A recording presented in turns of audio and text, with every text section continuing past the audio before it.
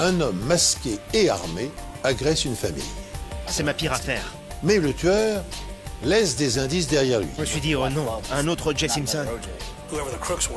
Qui que ce soit, il avait fait une erreur. Et les preuves scientifiques révèlent une réalité pire encore que tout ce que la police a pu imaginer. En tant qu'experte médico-légale, pour moi, c'était l'apothéose. Ce genre de choses, ça n'arrive pas souvent.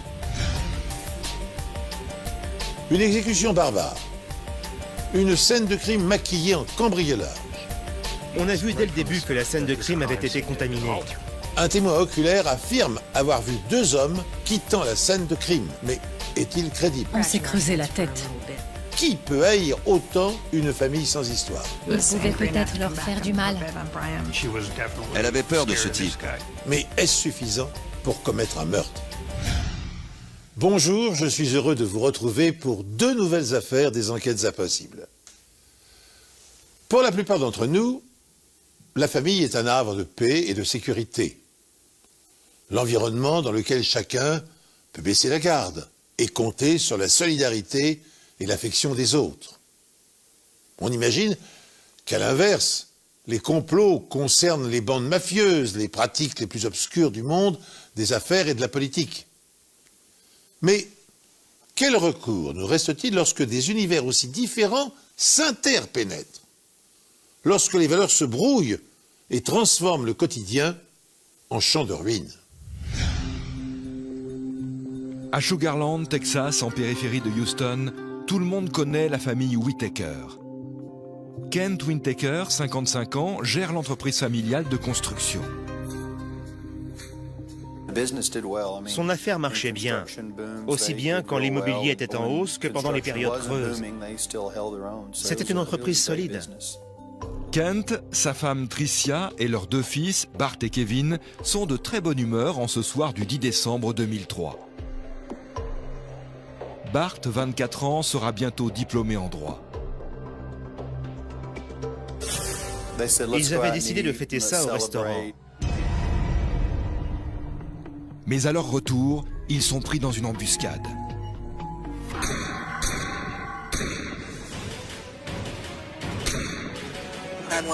Someone just shot a neighbor. Get over here. Who shot them? We don't know. Someone in the mask. Please to his cell. Okay. Quelques instants plus tard, Bart appelle lui aussi les secours. I've been shot. Where is your wound? In the arm, my shoulder. I think I carry my arm. I chased him. I'm in the living room right by the kitchen. I went after him. Okay, when he left, Bart, did he leave out your back door? Yeah, I chased him that way. L'opératrice a dit que 4 personnes étaient touchées. J'ai d'abord pensé à une blague, parce qu'à Sugarland, ce genre de truc, ça n'arrive presque jamais.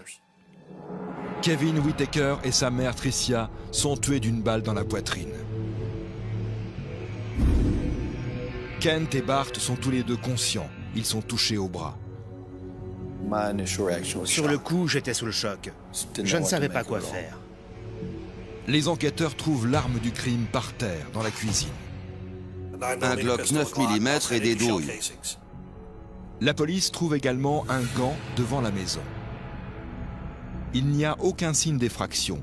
Tout laisse à penser que l'agresseur était un cambrioleur. Et pourtant, rien n'a été volé.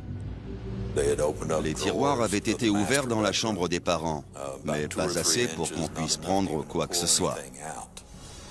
Quelques heures plus tard, la police est informée d'une autre fusillade à quelques kilomètres de là. Le suspect est entré dans la maison, a attaqué ses habitants, les a ligotés et brutalisés. L'individu avait fui. La police de Houston l'a pris en chasse. Les policiers poursuivent le suspect jusque dans un immeuble à proximité. Lorsqu'ils essaient de l'appréhender, l'homme se suicide. Quelqu'un qui se suicide pour échapper à la police en général, c'est qu'il a quelque chose à se reprocher, comme un homicide par exemple. L'homme est identifié. Il s'agit de Layton Jackson, 22 ans. Il venait de sortir de prison 3 mois plus tôt, après avoir purgé une peine pour détention de stupéfiants. Il avait déjà fait de la prison, donc on s'est dit qu'il pouvait être impliqué dans cette affaire. Pour savoir si Jackson était impliqué dans le meurtre des Whittaker, la police utilise des chiens renifleurs. Dès qu'il s'agit d'une affaire assez médiatisée ou pour laquelle les odeurs peuvent jouer un rôle, ils utilisent les chiens. Les chiens ont un odorat bien plus développé que nous. Le chien repère effectivement une odeur sur le gant trouvé devant la maison des Whittaker, ainsi que sur le 9 mm trouvé dans la cuisine. À partir de là, on savait que celui qui tenait le pistolet portait les gants et avait... Court donc toujours. Les Whittaker reviennent juste d'un dîner en famille pour fêter le diplôme de Bart. Kevin Whittaker se dirige vers la porte d'entrée, suivi de sa mère et de son père. Bart Whittaker vérifie ses messages sur son téléphone portable et il est le dernier à entrer. Kevin et Tricia Whittaker sont tués. Kent et son fils Bart sont touchés au haut du corps, mais survivent à leurs blessures. Il semble que le tueur se soit enfui par la porte de derrière. À côté de la porte de derrière, près de la cuisine, on a retrouvé un Glock 9 mm noir. Et on a trouvé 4 douilles. La police s'est rarement trouvée face à une scène de crime aussi peu lisible. Car l'agression, vraisemblablement préméditée, ressemble à une exécution. Elle ressemble en effet à celle qui se pratique dans les milieux mafieux. Pourtant, la famille Whittaker ne se connaissait pas d'ennemis, elle n'avait pas reçu de menaces, n'avait pas de contentieux avec qui que ce soit. Par ailleurs, le vol ne semble pas être le mobile de la tuerie. Dès le début de l'enquête, on a su que la seule chose qui manquait, c'était le téléphone portable de Bart. Pourquoi? Ça, on ne le savait pas. Quand on les interroge, Kent et Bart indiquent que le tueur portait un masque de ski, qu'il est de corpulence moyenne et mesure environ 1,55 m. Mais pour les enquêteurs, quelque chose ne colle pas. Tout d'abord, comment le tueur pouvait savoir à quel moment la famille serait de retour?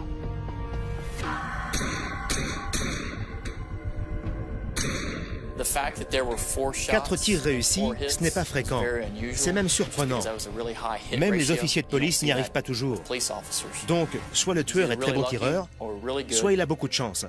Ou alors, il avait tout prévu. Lorsque les enquêteurs font une recherche avec le numéro de série de l'arme, ils découvrent qu'elle est enregistrée au nom de Kevin Whittaker. Il la gardait à l'intérieur d'un coffre dans sa chambre au 2e étage. Le tueur s'est servi d'un outil ou d'un levier pour l'ouvrir. Le tueur avait utilisé quelque chose pour l'ouvrir, un genre de levier.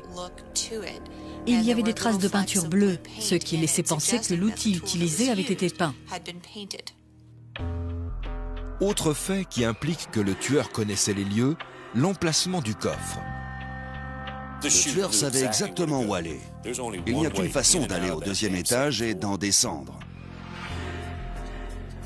Alors que la police recherche le meurtrier des Whittaker, les journalistes mènent leur propre enquête. Après ça, les gens avaient peur. Vous pouvez imaginer ce que c'est d'avoir un double meurtre dans un coin comme celui-ci, où ce genre de choses n'arrive jamais. Le soir du meurtre, la famille Whittaker dînait en ville pour fêter le diplôme de Bart, qui étudiait à l'université Sam Houston. Le journaliste Eric Hanson téléphone donc à l'université pour connaître le diplôme qui devait être remis à Bart. Au téléphone, la personne m'a dit que Bart n'étudiait pas dans cette université et qu'il ne devait recevoir aucun diplôme. C'était très étonnant, j'étais sidéré. Au lieu d'aller en cours, Bart Whittaker utilisait l'argent de ses parents pour se payer du bon temps. Ils lui avaient donné de l'argent pour s'inscrire, donc pour eux, il allait en cours. Ils lui faisaient confiance, mais en fait, il n'y allait pas. Son père lui faisait confiance. Il ne lui demandait jamais ses notes. En fait, je crois que Kent Whittaker a dit plus tard qu'une fois, son fils lui avait montré un bulletin, mais que ça devait être un faux. Plus étonnant encore, Bart ne s'est pas contenté de dire à ses parents qu'il était diplômé, il leur a aussi fait croire qu'il avait obtenu une mention. Ils pensaient qu'il avait obtenu la mention bien, c'est-à-dire de très bons résultats. Donc ils avaient décidé de sortir pour fêter ça. Il est rentré chez lui, ils ont fêté son diplôme et lui ont même offert une Rolex. Malgré ces éléments troublants, Kent Whittaker a bien du mal à croire que tout ceci puisse avoir un lien avec les meurtres. Ils n'étaient pas dupes. Ils savaient qu'il avait des problèmes, mais ils ne se doutaient pas que c'était à ce point-là et que ça pourrait avoir de telles conséquences. La police découvre ensuite un élément troublant sur une photo de Bart et de son frère prise par la famille à peine 1 heure avant le meurtre. Sur une des photos, nous avons remarqué que Bart faisait des gestes obscènes au photographe, du moins à la personne qui prenait la photo. Les policiers se demandent alors si l'hostilité de Bart n'aurait pas pu aller plus loin que ces gestes obscènes. Après l'agression de sa famille, où sa mère et son frère ont perdu la vie, Bart Whitaker apparaît comme un menteur.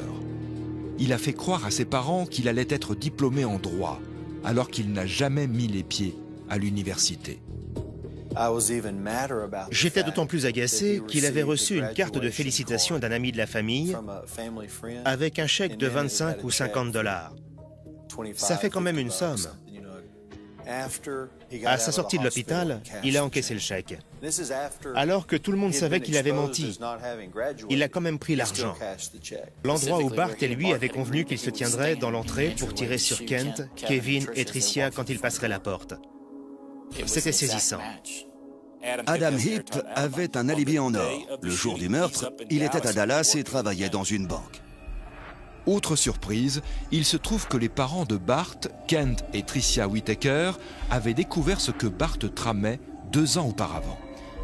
Kent et Tricia n'ont pas voulu y croire. Ils ont contacté un des individus impliqués dans cette affaire. Et celui-ci avait réussi à les convaincre que ce n'était qu'une plaisanterie, un quiproquo. Le père avait alors questionné Bart sur cette histoire, mais celui-ci a joué son rôle à la perfection, et son père n'a pas cherché plus loin. Par la suite, il ne lui a même pas reposé de questions sur ses études. Lorsque la police annonce à Kent Whitaker que Bart a peut-être tout manigancé, il a du mal à l'accepter. Kent était très naïf. Vraiment très naïf. La police s'interroge alors. Si Bart a manigancé le meurtre de sa famille, qui a-t-il trouvé pour l'aider? Ils se sont donc naturellement intéressés aux fréquentations de Bart à cette époque. Les 2 meilleurs amis de Bart sont Chris Brashear et Stephen Champagne. Chris était son colocataire et Stephen vivait tout près.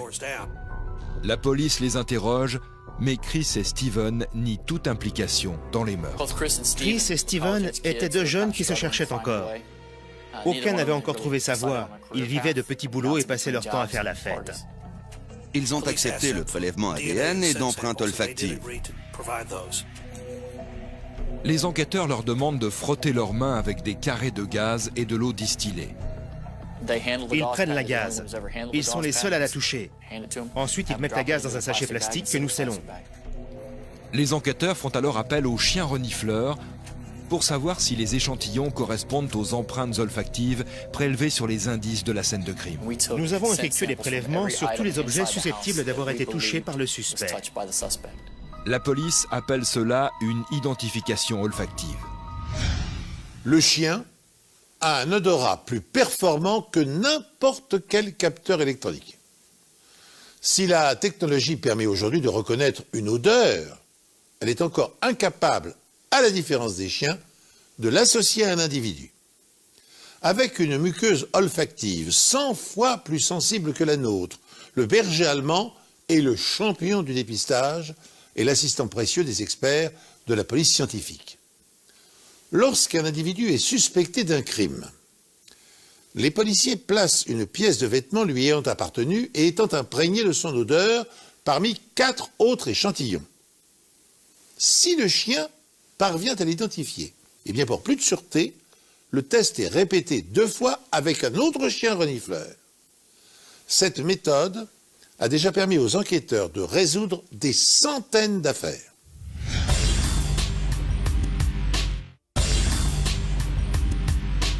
Les gens connaissent l'identification sur photo.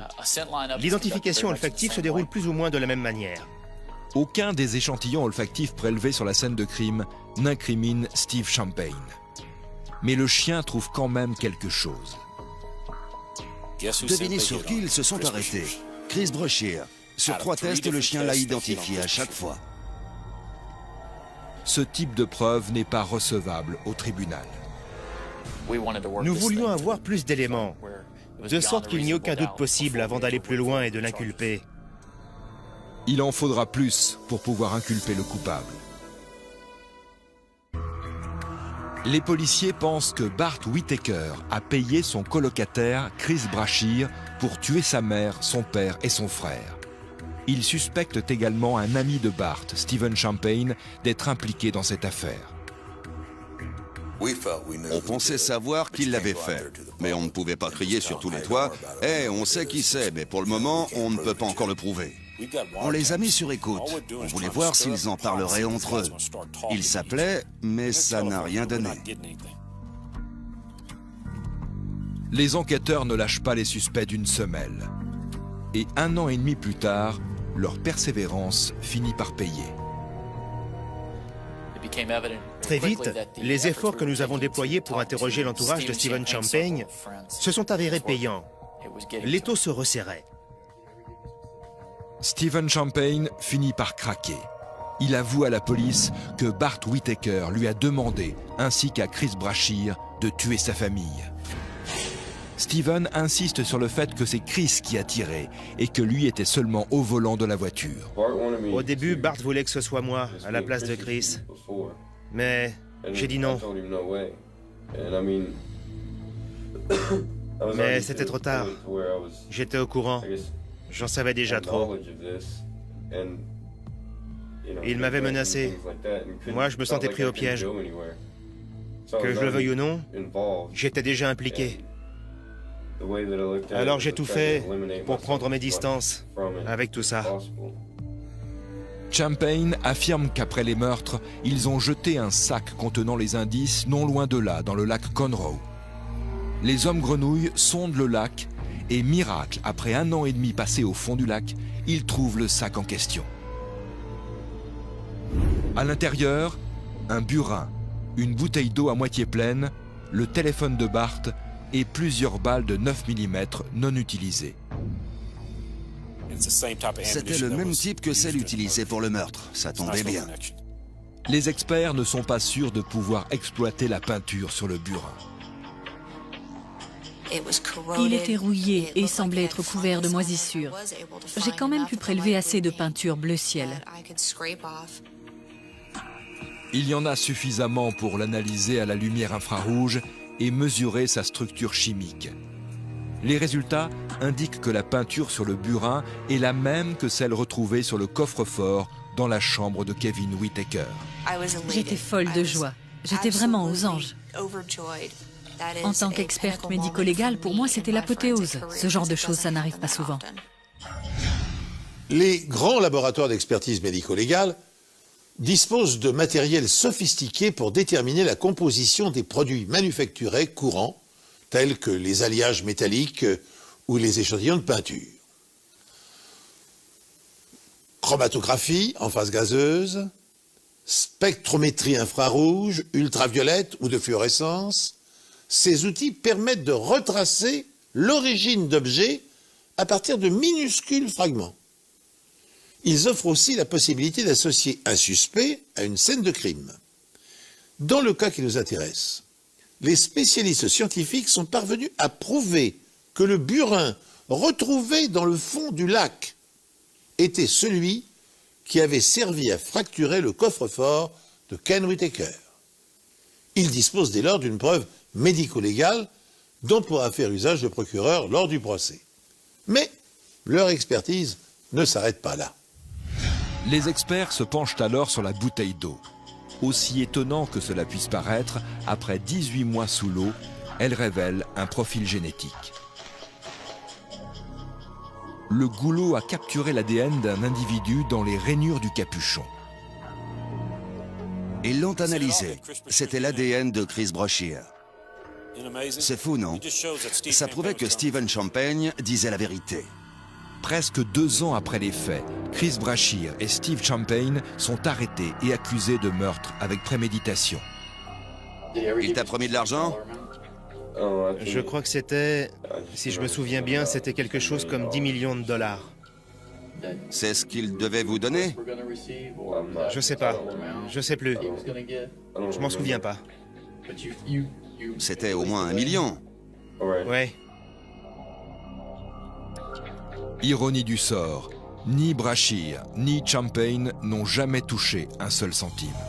Ils étaient mauvais. Ils ne savaient même pas combien ils allaient être payés. Bart Whittaker, la tête pensante, s'enfuit au Mexique. Il sera arrêté plus tard. Lorsque Marshall l'a arrêté, Bart Whittaker était installé à l'arrière du véhicule. Marshall s'est retourné et lui a dit « Tu sais Bart, je voudrais bien que tu m'expliques comment tu as pu faire un truc pareil. » Ce à quoi Bart a répondu « C'est facile, il suffit d'offrir aux gens ce qu'ils veulent. » Le procureur pense que Bart avait tout préparé dans les moindres détails. Bart appelle ses parents pour leur raconter qu'il a réussi son dernier examen et qu'il va donc obtenir son diplôme. Ses parents l'invitent alors à la maison pour fêter l'événement. Lorsque la famille s'absente pour dîner en ville, Chris Brashear s'introduit dans la maison avec une clé que Bart lui a donnée. Mais il perd un de ses gants devant la maison, ce qui le trahira par la suite. Une fois à l'intérieur, Brashear force le coffre dans la chambre de Kevin et prend le Glock 9 mm. C'est là qu'il laisse les éclats de peinture qui permettront ensuite aux experts de faire le lien avec le burin retrouvé dans le lac. Pour faire croire à un cambriolage, Brashear ouvre quelques tiroirs, mais il est évident que c'est une mise en scène. Stephen Champagne se trouve au restaurant. Il appelle Brashear lorsque les Whittaker quittent les lieux. Quand ils rentrent chez eux, Brashear les attend de pied ferme.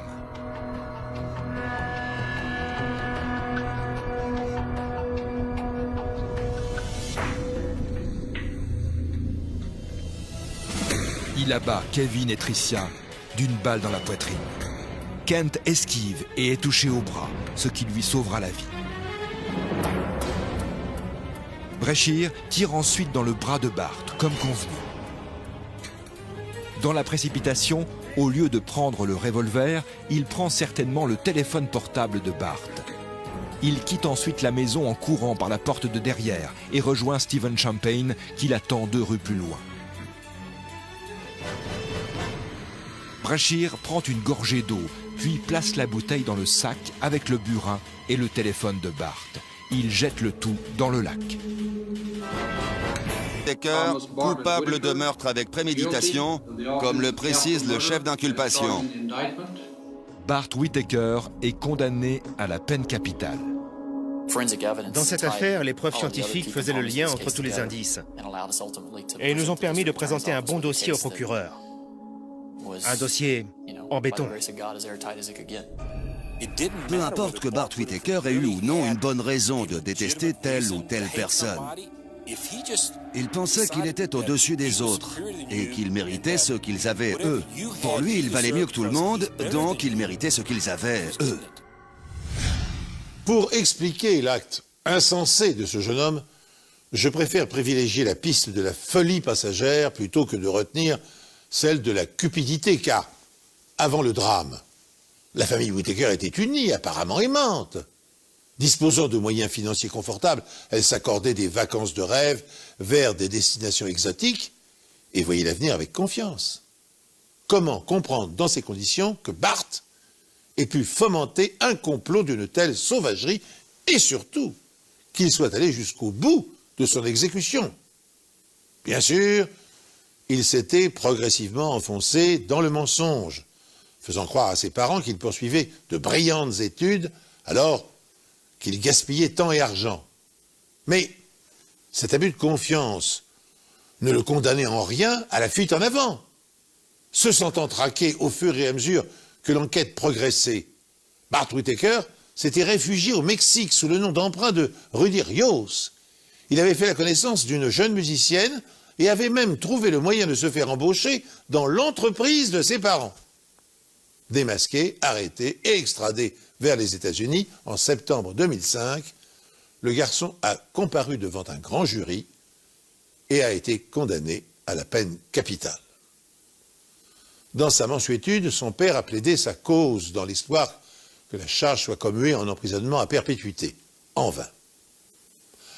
En attendant l'exécution de la sentence, Ken Whitaker, le père du meurtrier, a écrit un livre dans lequel il exprime de façon pathétique sa douleur et sa foi en Dieu. Et détail troublant, il vit toujours dans la maison où le carnage a eu lieu. Le mieux est l'ennemi du bien. Nous avons tous un jour ou l'autre entendu cette phrase prononcée par nos parents ou par nos professeurs. Elle signifie que lorsque nous accomplissons une tâche consciencieusement, il est plus sage de nous contenter du résultat obtenu plutôt que d'essayer de l'améliorer encore et encore au point de finir par tout gâcher. Appliqué à la criminalité, ce perfectionnisme peut bénéficier aux enquêteurs, car la plupart du temps, lorsqu'un assassin nettoie une scène de crime, il y a fort à parier qu'il ajoute des indices à ceux qu'il a essayé d'effacer. L'histoire que je vais vous raconter maintenant illustre parfaitement ce paradoxe. 8 mois après leur mariage, Brian et Beverly Moak s'installent dans la maison de leurs rêves, à la campagne, dans l'État de Washington. Elle l'aimait tellement. Et lui aussi, il l'aimait.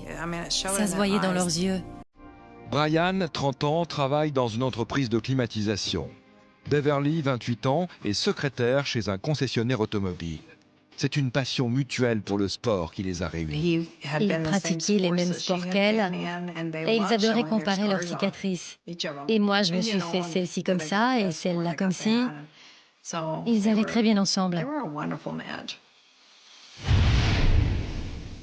Un samedi matin de novembre, vers 5 heures, un ami de Brian arrive chez les Moak pour l'emmener à une partie de chasse.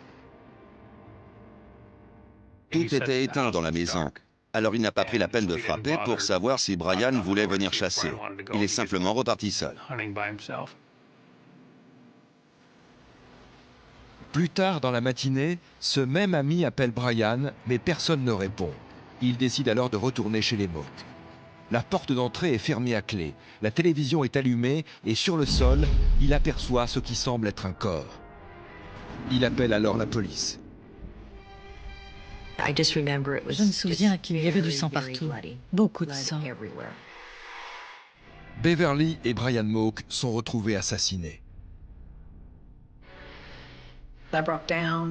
Bien sûr, j'ai pleuré et crié. Il faut que j'y aille. Il faut que je les voie de mes yeux.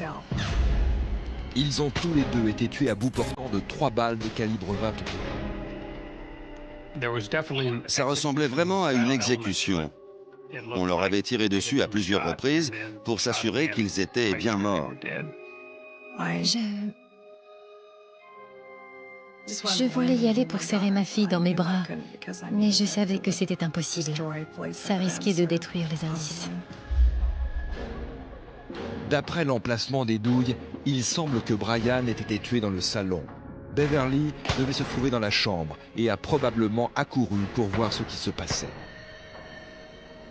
Elle a couru vers la porte d'entrée et là, le tueur l'a rattrapée et abattue. Les indices montrent que le tueur a traîné le corps de Beverly à côté de celui de son mari, avant de couvrir leur cadavre avec un drap trouvé dans la chambre. Il y avait une traînée de sang de 70-80 cm de large et 3 ou 4 mètres de long qui menait au corps des victimes. Cette traînée de sang présente des stries étranges. On était incapable de dire d'où venaient ces stries quand on les a vues. Au début, on s'est creusé la tête pour savoir ce qui pouvait être à l'origine de ces marques bien particulières. La réponse est dans la cuisine. Quelqu'un avait passé le balai dans le sang et en avait projeté sur le mur. Apparemment, le tueur s'est servi du balai pour effacer ses traces de pas. Il a également utilisé un chiffon pour faire disparaître d'autres indices. Quelqu'un a tenté de faire disparaître les empreintes sur les poignées de porte, les interrupteurs, etc. Et pour le faire, il a utilisé quelque chose qui était plein de sang, puisqu'il y avait des traces de sang sur les interrupteurs et sur les poignées.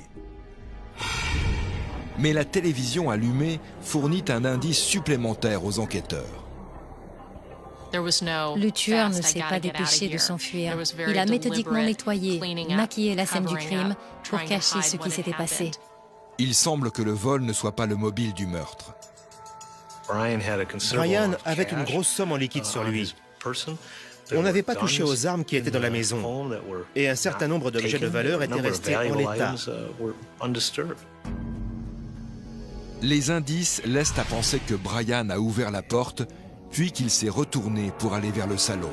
C'est là qu'il a été abattu, ce qui indique clairement qu'il connaît son assassin. Brian et Beverly Moak ont été assassinés à leur domicile en pleine nuit. Leur famille affirme que le couple n'avait pas d'ennemis. De me dire qu'elle ne sera jamais maman, ça me brise le cœur. Elle en avait tellement envie. Et je sais que Brian aussi en rêvait. Ils avaient tant à donner. Ils étaient si gentils.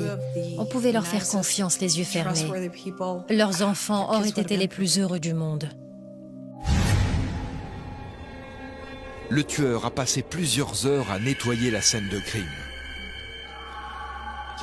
C'est vraiment risqué de faire ça. Plus un criminel s'attarde sur les lieux, plus il risque de laisser des indices derrière lui. Et c'est exactement ce qui s'est passé. Sans le vouloir, le tueur a laissé des indices en nettoyant la scène de crime. Après avoir recouvert les corps, il a marché sur le drap. Les semelles de ses chaussures sont propres, mais il laisse une empreinte dans le sang qui se trouve sur le sol, sous le drap. On pouvait voir dans le sang une marque en zigzag, une trace de chaussure très nette.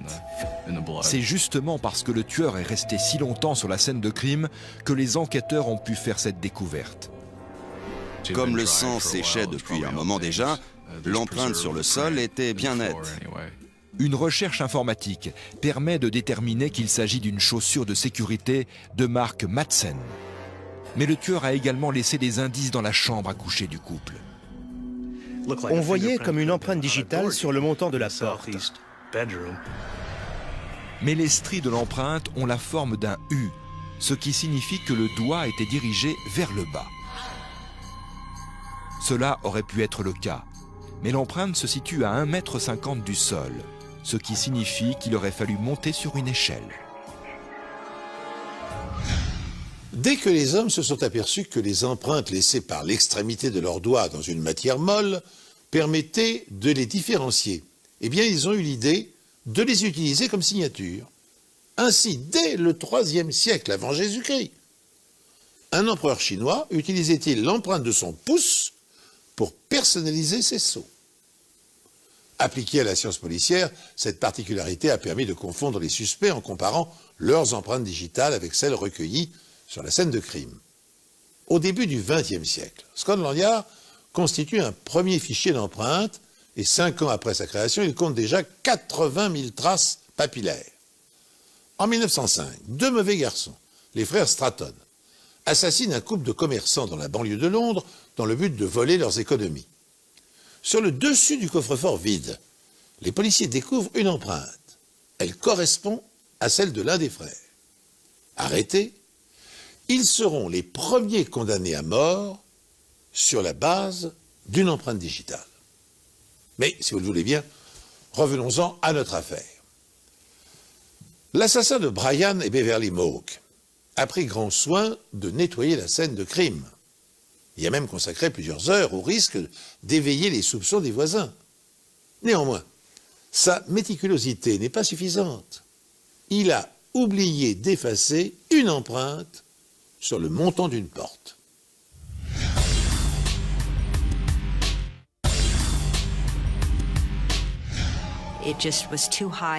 Cette empreinte était vraiment trop haute pour avoir été laissée naturellement par un doigt à cet endroit.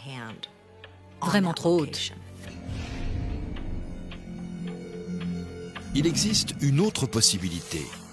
Les stries des empreintes palmaires se présentent dans le sens opposé à celles des empreintes digitales. En fait, il ne s'agissait pas d'une empreinte digitale, mais d'une empreinte palmaire. Je pense qu'il a laissé cette empreinte sur le montant de la porte parce qu'il s'est appuyé dessus pour nettoyer quelque chose en hauteur, avec une serviette en papier par exemple. Et il n'a pas réalisé que sa main était pleine de sang et qu'il en laissait sur le montant. Les forces de l'ordre ont accès à une base de données spécifique pour les empreintes palmaires. Malheureusement, celle-ci n'y figure pas. Les enquêteurs interrogent alors les quelques voisins du couple. Daniel et Jennifer Tavares, un couple vivant de l'autre côté de la rue, affirment avoir entendu des coups de feu aux alentours de 7 h du matin. Mais sur le moment, ils ont cru que c'était des chasseurs. Daniel s'est alors levé pour regarder par la fenêtre de sa chambre qui se situe en face de la maison des Moak. Et il a aperçu un pick-up rouge qui sortait de leur allée. Il y avait un passager, mais il ne l'a pas bien vu.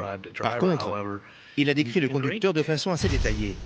Un homme blanc d'environ 1,90 m, 105 à 110 kg, avec des cheveux longs ramassés en queue de cheval. Le pick-up a fait demi-tour et est parti à vive allure. Ni la famille, ni les voisins ne connaissent une personne correspondant à la description. La police vérifie les centaines de pick-up rouges que compte le comté de Pierce. C'est alors que la mère de Beverly signale un autre suspect potentiel. Je sais qu'elle avait peur d'un homme que Brian avait amené chez eux. Et je crois qu'elle lui en avait parlé. Il s'agit de Jeremy Flynn, 21 ans, qui vit quelques maisons plus loin. C'était un délinquant juvénile suspecté de plusieurs délits, notamment un cambriolage et un vol, me semble-t-il. Des témoins ont aperçu Jeremy à une fête organisée chez les Moak environ 6 semaines avant leur assassinat. Flynn était complètement saoul et très agressif. Au bout d'un moment, Brian lui a demandé de partir. Une dispute a éclaté et ils ont failli en venir au mort. Beverly a été très marquée par ce qui s'était passé à cette fête. Et après ça, elle avait peur de ce type. Elle avait peur de ce jeune homme. Elle ne voulait pas rester seule à la maison quand son mari partait. Le lendemain de la fête, les Moak découvrent que des objets ont disparu et ils accusent Jeremy. Une arme de poing appartenant à Brian avait été volée, ainsi que le portable de Beverly, ou tout du moins un de leurs portables, me semble-t-il. Je me suis dit qu'il était peut-être assez en colère contre eux pour leur faire du mal. Mais il ne s'agit pas d'un calibre 22, comme l'arme utilisée pour le meurtre. De plus, Jeremy ne possède pas de pick-up rouge, et il a un alibi que 3 personnes peuvent confirmer. Il était pratiquement lavé de tout soupçon dans cette affaire. La police se tourne donc à nouveau vers le seul témoin oculaire. Sauf que cette fois, il donne une version des faits légèrement différente.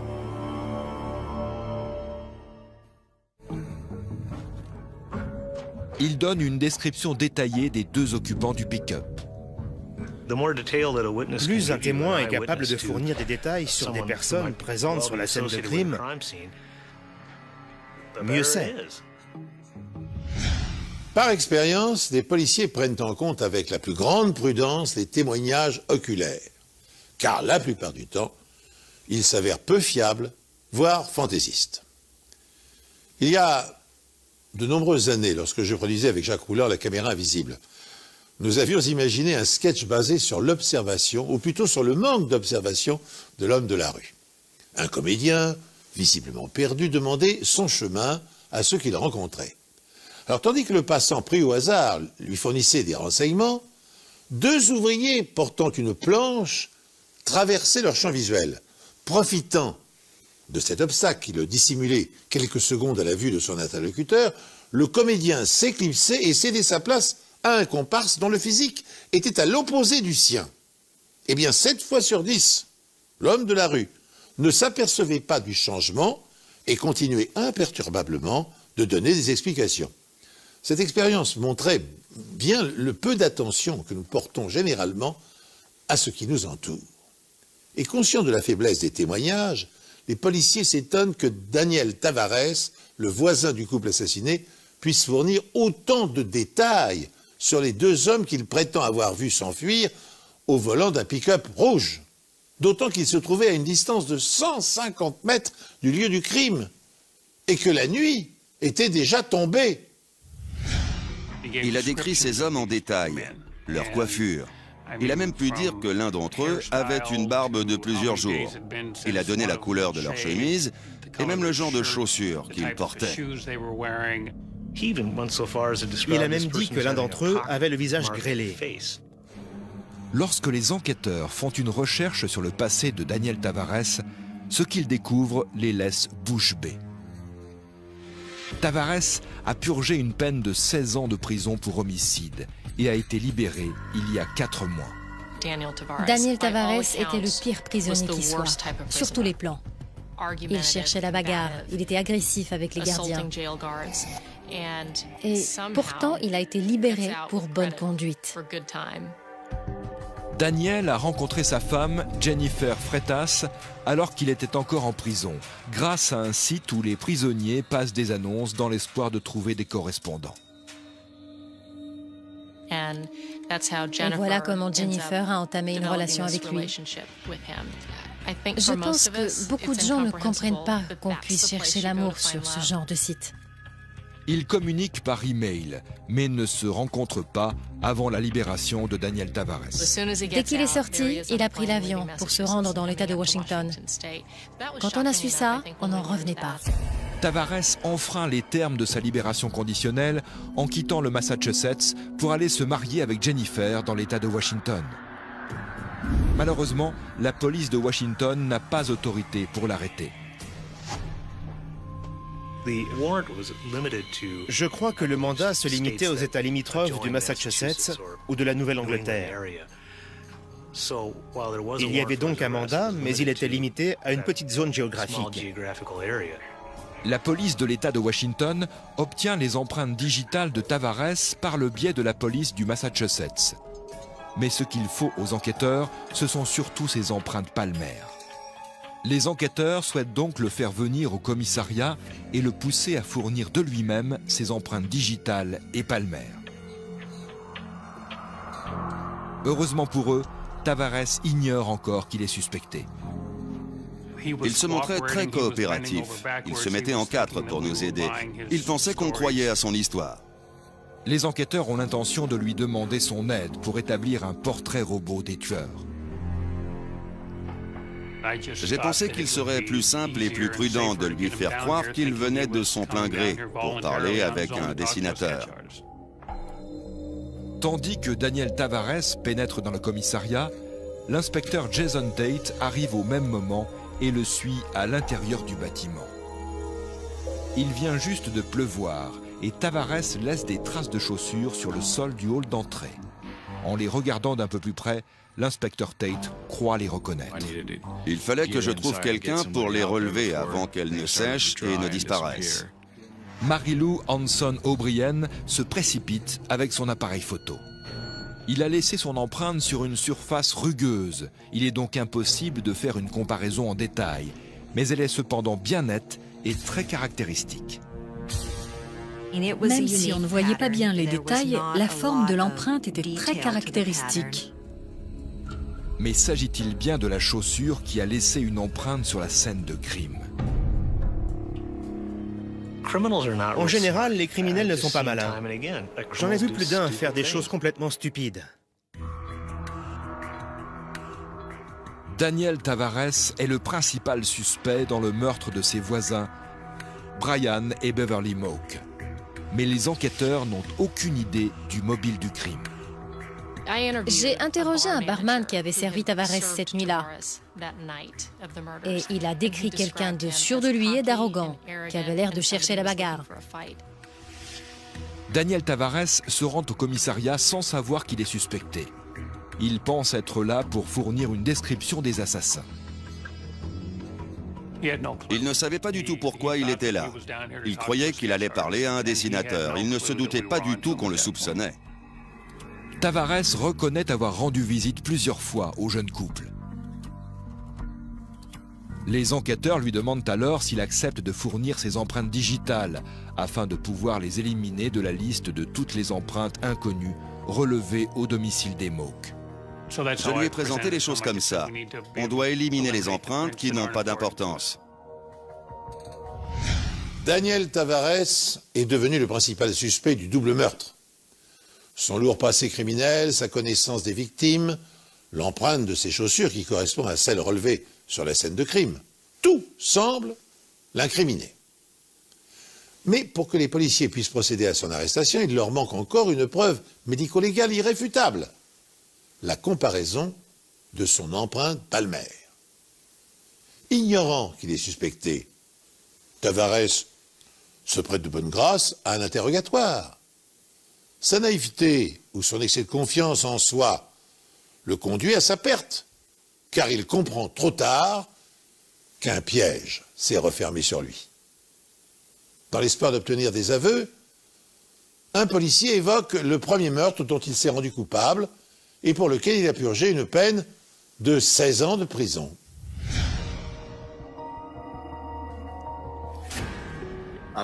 Vous devez savoir pourquoi j'ai fait de la prison. Je sais juste que c'est pour homicide. Comment ça s'est passé? Je l'ai poignardé. C'était une femme. Ah bon? Ouais. Quelqu'un de ma famille. Qui ça exactement? Ma mère. Vous avez tué votre mère? Ouais.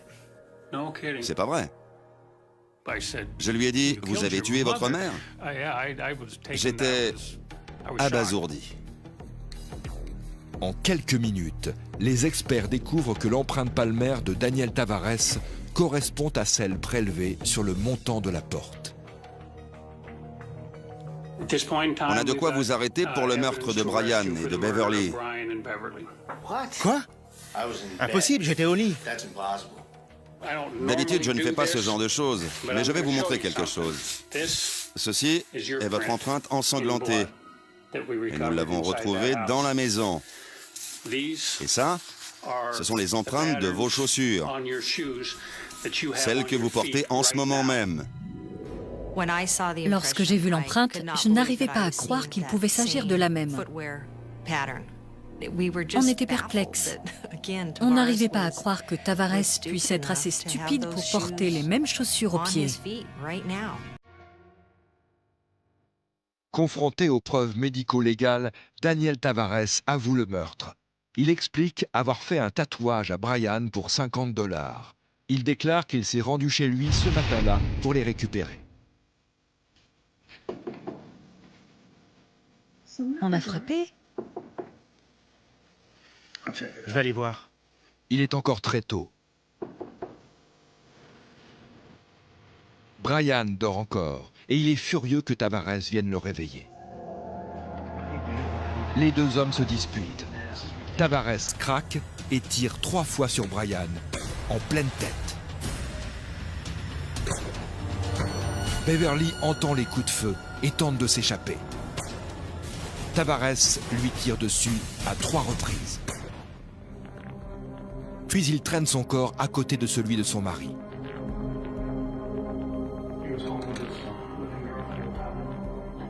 Lorsqu'il se rend dans la chambre à la recherche d'un drap pour couvrir les corps, il a probablement laissé des traces de sang sur l'interrupteur. C'est en l'essuyant qu'il laisse l'empreinte palmaire partielle sur la porte. Ensuite, pendant plusieurs heures, Daniel Tavares se sert du balai pour effacer ses empreintes de pas. Mais lorsqu'il marche sur le drap qui couvre les corps, son poids crée une empreinte dans le sang qui sèche en dessous, sur le sol. Une empreinte de pas qu'il ne voit pas. Jennifer Tavares reconnaîtra plus tard s'être rendue sur la scène de crime après les meurtres. Elle admettra également que son mari et elle se sont ensuite débarrassés de l'arme du crime dans le détroit de Puget, situé à proximité. On ne sait pas ce qui l'a poussé à tuer Brian Moak. Ça reste un mystère. Tavares dit que c'est parce qu'il l'a insulté. Mais je n'y crois pas. En février 2008, Daniel Tavares est condamné à la prison à vie sans possibilité de libération conditionnelle.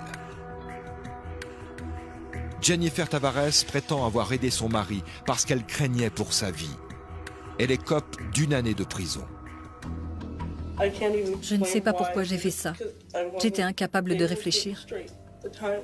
J'avais peur pour ma famille. Aussi incroyable que cela puisse paraître, Daniel Tavares était tellement convaincu d'avoir effacé toutes les preuves sur la scène de crime qu'il portait les mêmes chaussures pour venir au commissariat. Tavares est tellement stupide qu'il a mis les mêmes chaussures pour venir au commissariat. Il ne faut jamais s'appuyer sur une seule preuve et écarter tout le reste. Chaque détail compte. C'est bien la première fois que la pluie nous aide dans une affaire. On ne sait pas pourquoi il les a tués. Et je pense qu'on ne le saura jamais. Un jeune couple est froidement exécuté dans sa maison, exterminé pour 50 $.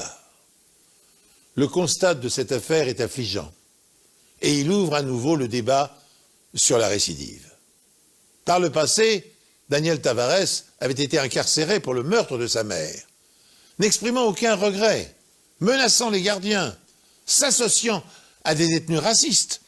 Il fut néanmoins remis en liberté conditionnelle au terme de 16 ans de détention. Cette décision du juge était-elle fondée? Tavares était-il prêt à se réinsérer dans la société ou au contraire, ses pulsions meurtrières avaient-elles eu le temps de mûrir et de s'exacerber en prison? Le meurtre des Mohawks apporte une réponse tragique à ces questions. Pour autant, si l'on se réfère aux statistiques fournies par les services de justice pénale de l'État de New York, 1,2% seulement des individus mis en liberté conditionnelle après avoir purgé une longue peine de prison pour homicide ont récidivé dans les 3 ans. Daniel Tavares faisait partie de ce faible pourcentage. Après l'annonce du verdict, son père a déclaré que si son fils avait été condamné à la peine de mort par injection létale, il aurait voulu procéder lui-même à l'exécution afin de le regarder droit dans les yeux jusqu'à ce que mort s'en suive. Je laisse cette réaction à votre appréciation. Ainsi s'achève cette émission. Merci pour votre fidélité et rendez-vous prochainement sur cette antenne pour 2 nouvelles affaires des enquêtes impossibles.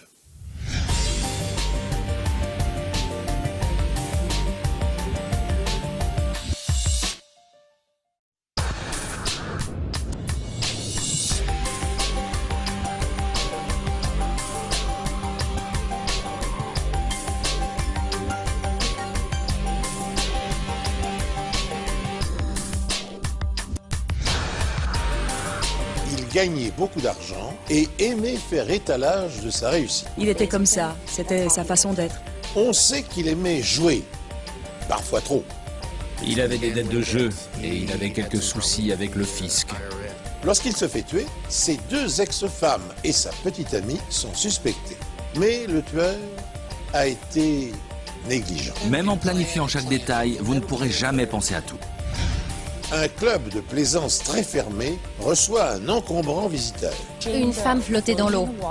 Cette femme avait été poignardée à la poitrine, au visage et au cou. L'ex-mari de la victime et leur fille sont introuvables. C'est simple. Qui dit couple divorcé dit rage meurtrière. Mais la victime n'avait pas que des amis. C'était « Tu vas voir, tu ne fais pas peur, je vais te pourrir la vie ». Bonjour, soyez les bienvenus sur ce plateau pour 2 nouvelles affaires des enquêtes impossibles et merci de nous être fidèles. David Nixon, un riche promoteur immobilier, joueur invétéré, a été assassiné. Et son corps, à moitié carbonisé, retrouvé abandonné dans un terrain vague. La police s'interroge. S'agit-il d'un règlement de compte entre hommes d'affaires peu scrupuleux ou la mafia des casinos est-elle impliquée? À moins qu'il ne faille chercher la vérité du côté de ses ex-compagnes. 2 épouses desquelles il a divorcé et une jeune maîtresse ambitieuse qu'il s'apprêtait à quitter à son tour. Au début des années 2000, le marché de l'immobilier est en plein essor dans la région de Dallas-Fort Worth au Texas. Et David Nixon fait fortune. C'était un personnage. Il était toujours jovial, toujours souriant. Il aimait les belles choses, les beaux vêtements, les belles voitures et les belles femmes. David Nixon vend principalement des propriétés à Grapevine au Texas, juste à la périphérie de Dallas-Fort Worth. Grapevine est une ville très animée, une ville de banlieue type. Les personnes qui y vivent sont aisées, mais ce qui intéresse tout le monde, c'est le lac. Les gens veulent construire de jolies maisons autour du lac et vivre à proximité. Mais la vie idyllique de David tourne au cauchemar un dimanche soir lorsque son ex-femme entre dans le commissariat central de la police pour signaler sa disparition. Elle déclare qu'il avait rendez-vous pour dîner avec leur fils de 10 ans ce soir-là, mais qu'il n'est pas venu, ce qui n'est pas dans ses habitudes. Elle ajoute qu'il ne répond pas à ses messages. David Nixon était un excellent père qui avait gardé le contact avec son fils, même après son divorce. Il était toujours en contact avec lui. Je ne peux pas vraiment l'expliquer par des faits, mais mon instinct me disait que le cas de ce type était particulier. C'était plus qu'une banale affaire de disparition. Quelques heures plus tard, un automobiliste remarque un incendie sur le parking d'un bâtiment désaffecté à un peu plus de 15 km de là. Lorsqu'il s'approche, il découvre avec horreur ce qui ressemble à un corps humain. La partie supérieure du corps se consumait dans les flammes. On a pensé que le tueur avait utilisé un produit inflammable comme de l'essence.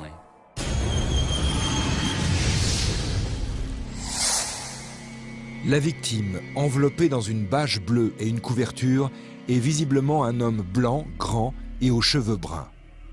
Les empreintes dentaires confirment qu'il s'agit de David Nixon. Il semblerait qu'à un moment on ait essayé de faire passer le corps dans le caniveau, mais il était trop volumineux.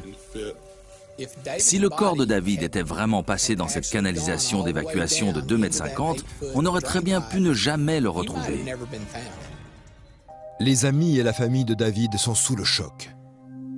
C'est une façon bien cruelle de mourir. Se faire brûler.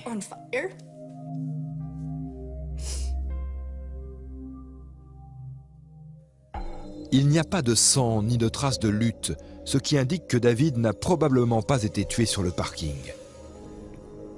Il était clair que l'endroit où on a retrouvé le corps n'était pas la scène de crime, mais simplement l'endroit où on s'est débarrassé du corps. C'est là qu'on y a mis le feu pour détruire les preuves éventuelles. Le corps de David était enveloppé dans une couverture, un indice qui permettra peut-être de retrouver le lieu du crime. Dans les restes carbonisés de la couverture, on a trouvé un ensemble de filaments, comme des fils très fins. Une couverture standard ne contient pas de fibres métalliques, à moins qu'il ne s'agisse d'une couverture chauffante, par exemple une couverture électrique. Le médecin légiste constate qu'il y a une côte fracturée, ce qui lui permet de découvrir une trajectoire de balle qui part du flanc gauche de David et traverse son cœur. Donc, David a été tué par balle. C'était une arme de poing de petit calibre. Ils n'ont pas pu déterminer le calibre parce qu'on n'a jamais retrouvé la balle. Aux yeux des enquêteurs, il est suspect que l'ex-femme de David ait signalé sa disparition seulement 3 heures avant la découverte de son corps. Et la police apprend bientôt qu'elle pourrait avoir un mobile qui pèse $1,5 million.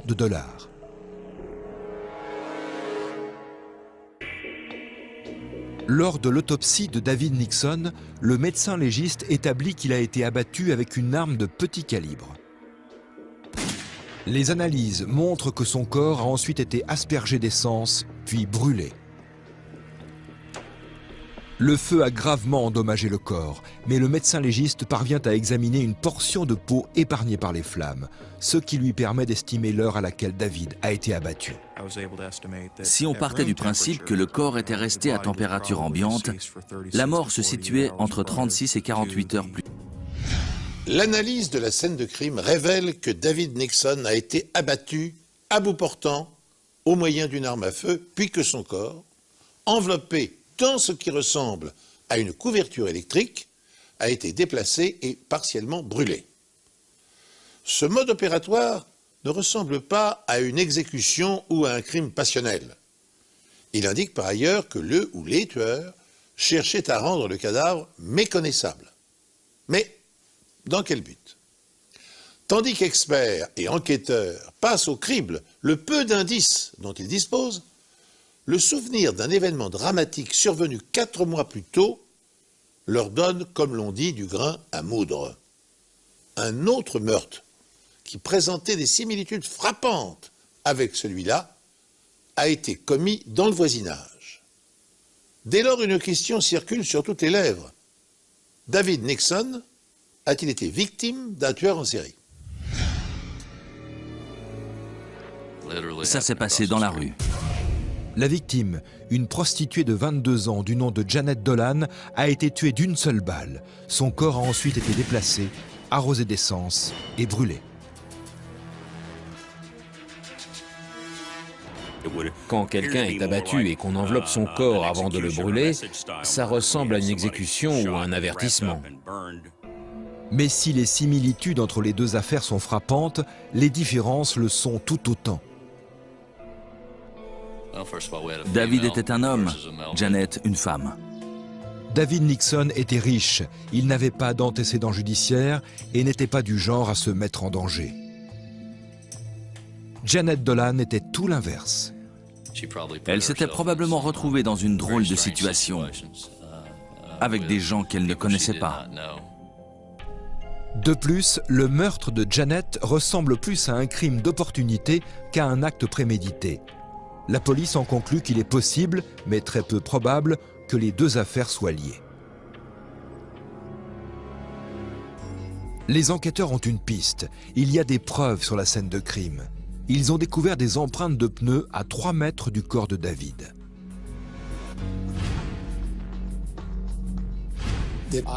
On pensait qu'il s'agissait du véhicule qui avait servi à le transporter. Les empreintes sont celles d'un véhicule ayant 4 pneus à l'arrière et 2 à l'avant.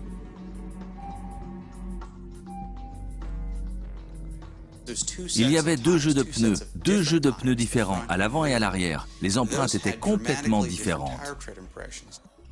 Mais qui pouvait souhaiter la mort de David Nixon? Ce que j'ai pu constater dans les affaires de meurtre, c'est qu'il y a en général 2 raisons pour lesquelles les gens sont prêts à tuer, l'amour et l'argent. L'ex-femme de David, Donna, a les 2 mobiles. David et Donna avaient des problèmes relationnels. Apparemment, il l'avait quittée pour une jeune hôtesse de l'air, ce qui l'a bien sûr profondément blessée. Jusqu'à la majorité de leur fils, Donna est également la bénéficiaire de l'assurance vie de David, d'un montant d'1 demi-million de dollars. Dans les enquêtes pour meurtre, le mot d'ordre c'est « à qui profite le crime ». Son ex-femme venait juste d'être désignée comme bénéficiaire de son assurance vie, donc bien évidemment, la police allait se pencher sur son cas. Mais Donna coopère totalement avec les enquêteurs et fait une meurtrière peu plausible. Elle possède également un alibi pour la soirée de jeudi et la matinée de vendredi, c'est-à-dire pour le laps de temps où se situe la mort de David. À mesure que l'enquête progressait, il était clair que les preuves ne désignaient pas Donna comme étant la coupable. La seconde ex-femme de David a également un alibi pour la nuit du meurtre, alibi confirmé par de nombreux témoins. Les enquêteurs interrogent alors la petite amie actuelle de David, Tracy Frame, âgée de 32 ans. Lorsque les enquêteurs informent Tracy qu'ils ont retrouvé le cadavre de son petit ami, ils ne mentionnent pas que le corps a été brûlé. Mais la première chose qu'elle a dit, c'est « Comment vous l'avez identifié ?» On s'est regardé. Est-ce qu'elle avait vraiment dit ça? On s'est demandé « C'est une blague ou quoi ?» Je me suis dit « C'est quoi ce délire ?» Et à un moment, elle s'est rendue compte de sa bourde. Elle a mis la main devant sa bouche et a commencé à pleurer. Tracy déclare qu'elle a vu David pour la dernière fois jeudi. Elle a supposé qu'il était parti à Las Vegas, où il aimait aller jouer. Vous ne l'avez pas vu jeudi soir? Non, monsieur. Ni vendredi soir? Non. Ni samedi? Vous ne l'avez pas revu depuis? Non, monsieur.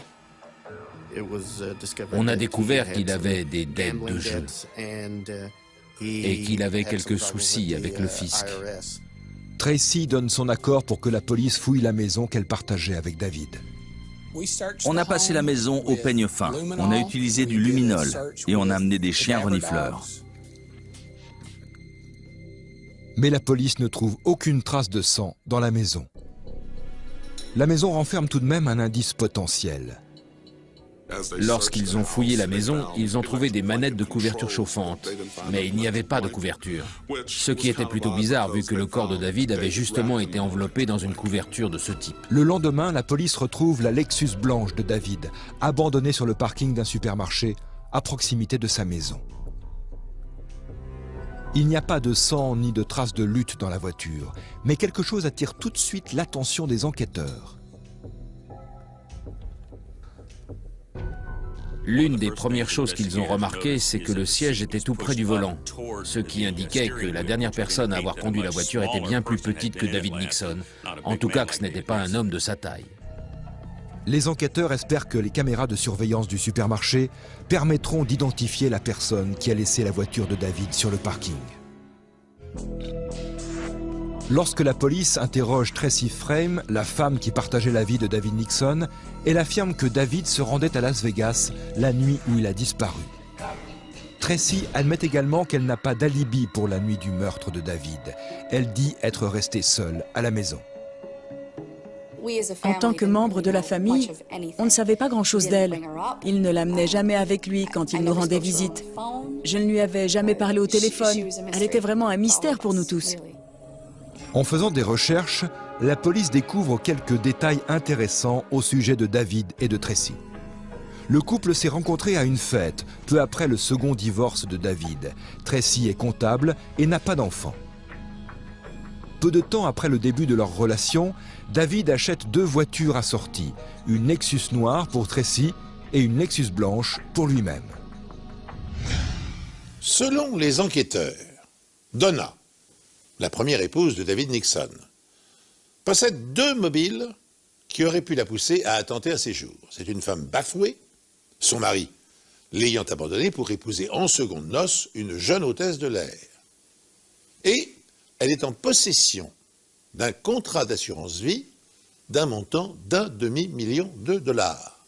À la vengeance s'ajouterait l'appât du gain.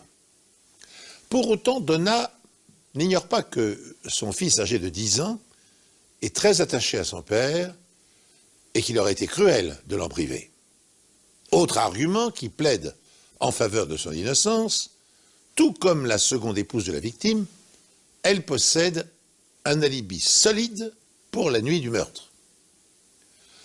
L'attention des policiers se tourne alors vers Tracy Frame, la maîtresse de David Nixon. Et cette fois, 3 indices semblent l'incriminer. D'abord, sa réaction étonnante et ambiguë à l'annonce de l'assassinat de son amant. Pourquoi, en effet, a-t-elle aussitôt demandé aux enquêteurs comment ils étaient parvenus à identifier le corps? Eux seuls, et le meurtrier, savaient qu'il était partiellement carbonisé. Ensuite, le siège conducteur de la voiture de Nixon a été avancé, ce qui tend à prouver qu'une femme l'avait conduite quelques heures avant le crime. Enfin, dans la maison qu'occupaient David et Tracy, les policiers ont découvert des commandes de couverture électrique. Or, c'est dans une couverture de ce genre que le cadavre a été emballé. Autre information, et non des moindres, redevable d'arriérés d'impôts, et afin d'éviter une saisie, Nixon avait décidé de mettre sa maison au nom de Tracy Frame.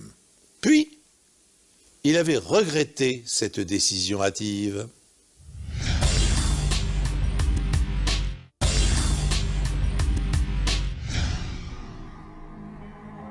David voulait reprendre la maison à son compte et Tracy voulait s'assurer que la maison reste à son nom. Mais il y a apparemment un élément irréfutable qui rend Tracy insoupçonnable. Les enquêteurs devaient établir comment elle pouvait avoir déplacé le corps. Elle avait beau être une jeune femme en bonne santé et en pleine forme, elle faisait presque la moitié du poids de David. Elle aurait eu beaucoup de mal à le porter. Les voisins de Tracy déclarent alors à la police qu'ils ont vu un grand camion de location stationné devant la maison du couple le week-end de la disparition de David. Vous avez vu le camion devant chez vous? Non, mais... Un camion? Un véhicule du type camion de location. Oui, on avait loué un camion pour transporter des choses encombrantes. les chaises longues de la piscine. Les éboueurs ne voulaient pas les prendre et nous ont dit qu'il fallait les mettre ailleurs. Comme on n'avait rien pour les transporter, David s'en est occupé. La police visionne les images de vidéosurveillance du parking où a été retrouvée la voiture de David. À 1h34 du matin, juste 37 minutes avant qu'on ne retrouve le corps de David en train de brûler, une femme sort de la Lexus blanche de David, se dirige vers une Lexus noire et quitte le parking. On regardait la bande et on trouvait que la femme ressemblait à Tracy. Et quand elle est montée dans la voiture noire, là je me suis dit, nous y voilà. 4 heures plus tôt, la Lexus noire entre sur le parking. La même femme en sort, traverse le parking, monte à bord d'un camion de location et s'en va. Les bandes montrent que la veille, dans l'après-midi, cette même femme a garé le camion de location sur le parking, puis est repartie à pied avec un grand chien noir. Tracy avait un grand chien noir. Ce serait quand même une coïncidence monumentale que quelqu'un d'autre possède aussi une Lexus noire, une Lexus blanche, monte dans un camion de location et aille promener un chien qui ressemble à celui de Tracy Frame. Malheureusement, la caméra est trop éloignée pour pouvoir identifier formellement la femme en question. S'il s'agit bien de Tracy Frame, les enquêteurs doivent trouver un moyen de le prouver. Qu'est-ce qui est arrivé à David? Qu'est-ce qui lui est arrivé? Pourquoi vous me demandez ça? Je veux juste savoir. Je sais pas. Qu'est-ce qui lui est arrivé? Je sais pas. Je sais pas. Tracy, je vais être honnête avec vous. Je pense que vous le savez.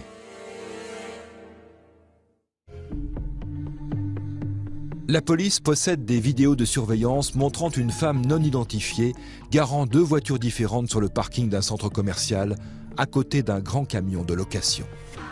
Les 2 voitures correspondent à la marque et au modèle de celle de David Nixon et de sa petite amie Tracy Frame. La police possède également des images où l'on voit la même femme entrer dans le magasin le soir où le corps de David a été découvert. On n'a pas pu la repérer dans le magasin, mais on a pu de nouveau l'identifier à la caisse. La femme a acheté des sacs poubelles et 2 bouteilles d'acide chlorhydrique. L'acide chlorhydrique est vendu en petite quantité aux particuliers. Il est principalement utilisé comme solvant ou détergent dans l'industrie. En quelques jours, les enquêteurs sont parvenus à recueillir un nombre considérable de preuves indirectes et toutes accusent Tracy Frame. Elle possède un mobile, conservé la maison que Nixon a mise à son nom et qu'il avait l'intention de récupérer après leur rupture annoncée. Ensuite, les va-et-vient effectués avec les Lexus de couleurs différentes et le camion de location enregistré par les caméras de surveillance indiquent que la jeune femme a sans doute transporté le corps de la victime de la maison au terrain vague. Pour autant, avant de procéder à l'arrestation de la suspecte, les policiers sont à l'affût d'une preuve matérielle.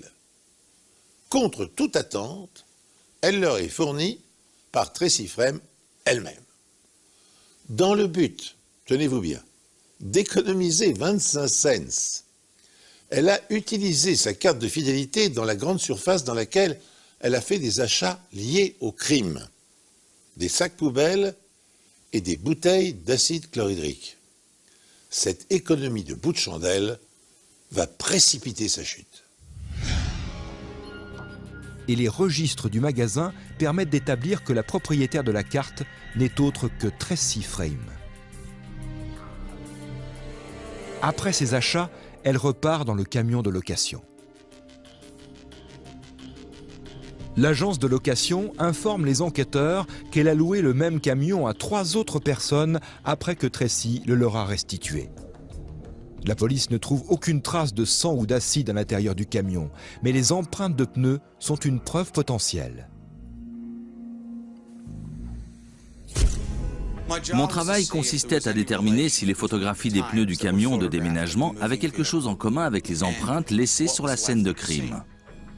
En superposant les relevés d'empreintes aux photos, l'expert peut comparer les 6 pneus du camion aux traces trouvées sur la scène de crime. J'ai pu établir que les 6 pneus, qui présentaient 2 types différents de bandes de roulement, et donc 2 types différents de caractéristiques techniques, correspondaient de façon très nette aux empreintes retrouvées sur la scène de crime. En d'autres termes, il est presque certain que c'est le camion de déménagement de Tracy qui a laissé ses empreintes de pneus. Mais une question reste sans réponse. Beaucoup de gens nous ont demandé comment une femme de la taille de Tracy avait pu déplacer un homme de cette taille. La réponse, un diable était compris dans la location du véhicule de déménagement. Il lui suffisait de mettre le diable sur le lit à côté de David et de faire rouler son corps dessus, puis de l'arnacher. Une fois David attaché avec des sangles, elle n'avait plus qu'à tirer. Les enquêteurs pensent que Tracy savait que David allait la quitter et qu'elle a voulu garder la maison, qui était toujours à son nom. Tard dans la soirée de jeudi, alors qu'il est endormi, elle tire sur David avec une arme de poing non enregistrée qu'il gardait dans la maison, selon les dires de ses amis. Elle enveloppe le corps dans des couvertures. Le lendemain, le vendredi, elle se rend avec la voiture de David à l'agence de location où elle loue un camion de déménagement. Elle attend la tombée de la nuit et utilise un diable pour charger son corps dans le camion. Ensuite, elle conduit pendant environ 23 km jusqu'à un parking isolé où elle essaie de se débarrasser du corps dans une bouche d'évacuation.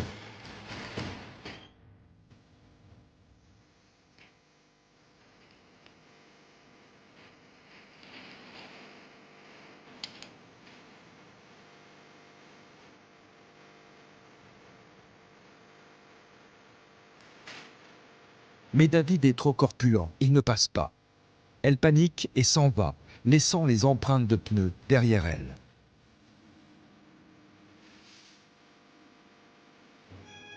Craignant de devoir s'expliquer sur la présence prolongée du camion de déménagement devant sa maison, elle le gare sur le parking du supermarché et rentre chez elle à pied, avec son chien.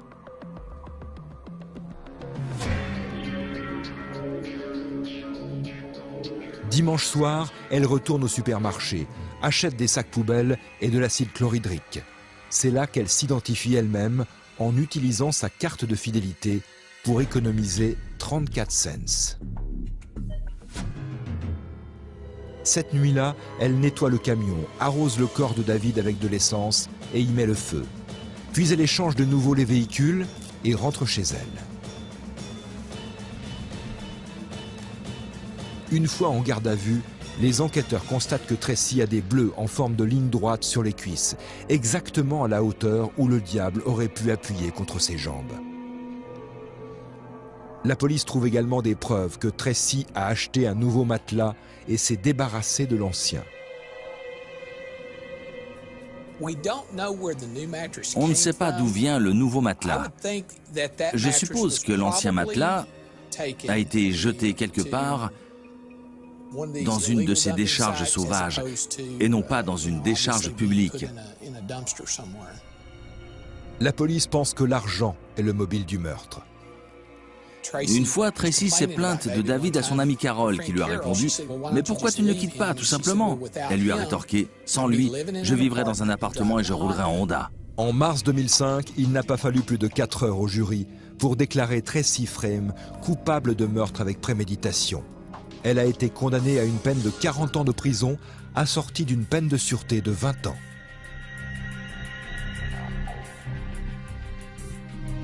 La police a fait le compte de toutes les coïncidences cumulées. La Lexus noire, la Lexus blanche, le camion de location, la femme promenant son chien. Et à ce moment-là, ils ont découvert que sa carte de fidélité avait été utilisée pour acheter de l'acide chlorhydrique. Ça faisait trop pour qu'elle ne soit pas coupable. Vous savez, le fait qu'elle ait utilisé cette carte pour économiser, quoi, je ne sais pas, 34 cents ou quelque chose comme ça. Incroyable. Dans cette affaire, c'est la science et seulement la science qui a désigné la coupable. Je veux dire, il n'y avait vraiment aucun doute. Ça lui a été fatal. Même si vous planifiez chaque détail, vous ne pourrez jamais penser à tout. Si le juge le décide, Tracy Frame sera remise en liberté conditionnelle au terme de 20 ans de détention. Elle sera alors âgée de 52 ans. Et pendant 20 ans supplémentaires, elle devra vivre avec une épée de Damoclès suspendue au-dessus de sa tête. Que n'a-t-elle pris le temps de réfléchir avant de commettre l'irréparable? Aveuglée par l'appât du gain, elle n'a à aucun moment mesuré la gravité et les conséquences de son acte. Comme nous l'avons vu tout au long de cette enquête, les policiers ont exploité tous les indices qui s'offraient à eux. Et ils n'en ont négligé aucun. L'analyse des traces de pneus du camion de location, le dépouillement des enregistrements des caméras de surveillance, l'examen de la couverture chauffante ayant servi à emballer le corps, la liste des achats effectués par Tracy dans le magasin pour tenter de rendre le cadavre méconnaissable.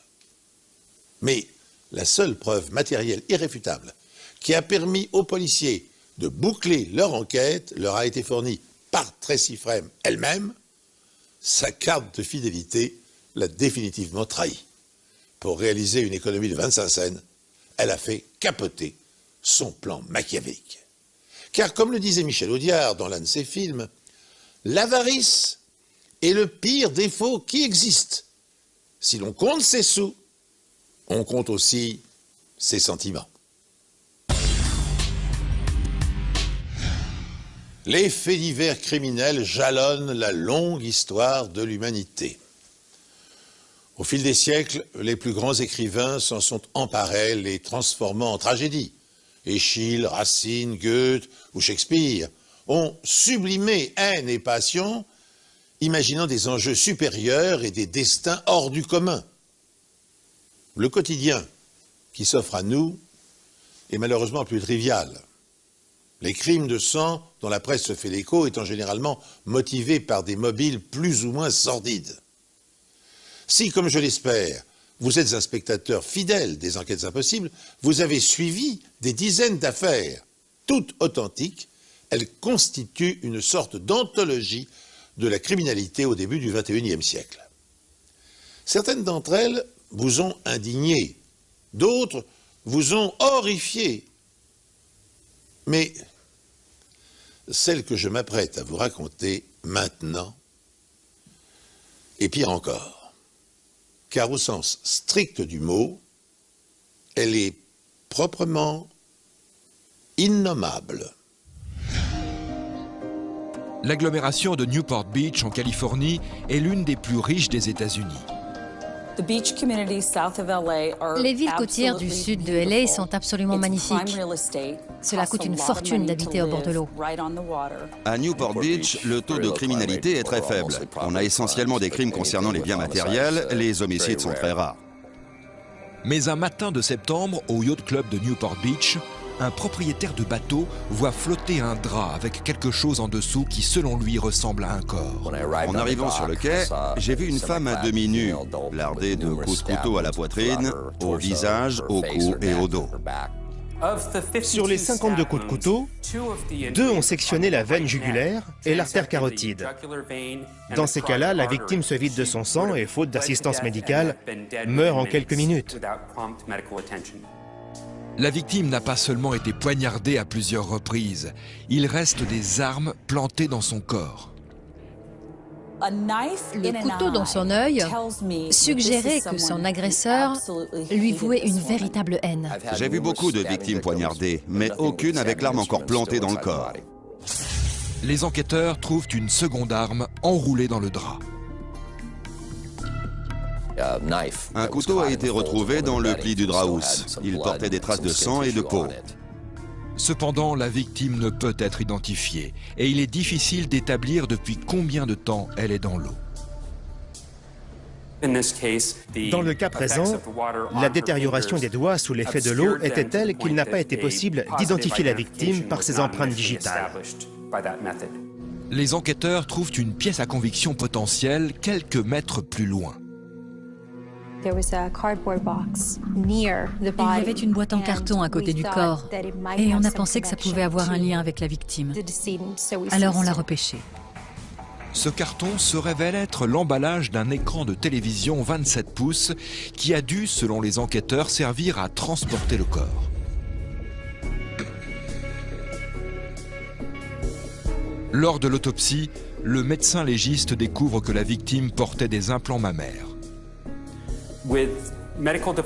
Aujourd'hui, grâce aux prothèses de hanche et aux implants mammaires, par exemple, nous pouvons parfois réussir à identifier un individu. Chaque implant porte un numéro de série et de lot séparés, ce qui permet d'identifier sa date et son lieu de fabrication et d'avertir le patient en cas de rappel du produit.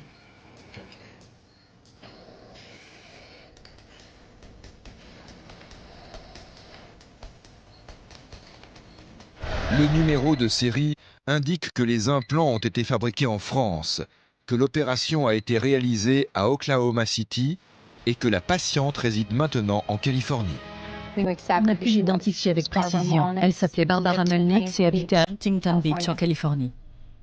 Barbara, 56 ans, avait fait un choix de vie plutôt inhabituel.